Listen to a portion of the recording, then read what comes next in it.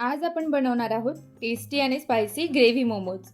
सुरुवातीला लसूण, बारीक चिरलेला कांदा, शिमला मिरची, गाजर, कोबी आणि एक हिरवी मिरची घ्या. हे सगळं पॅनमध्ये छान परतवून घ्यायचं. त्यात कांद्याची पात घालून परतवून घ्या.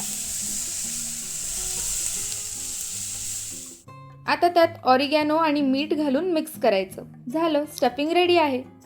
आता एका भांड्यात गव्हाचं पीठ आणि मैदा घ्या. पाणी घालून मऊसर कणिक भिजवून घ्यायचं.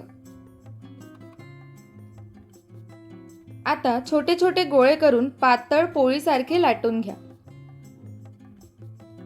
त्यात स्टफिंग भरून तुमच्या आवडीप्रमाणे मोमोजला शेप द्या.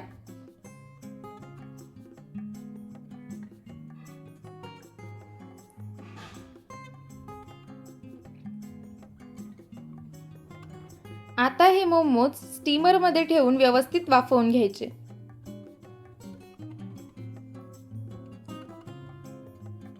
आता ग्रेव्हीसाठी कांदा, शिमला मिर्च, गाजर आणि कांद्याची पात घालून परतून घ्यायचं.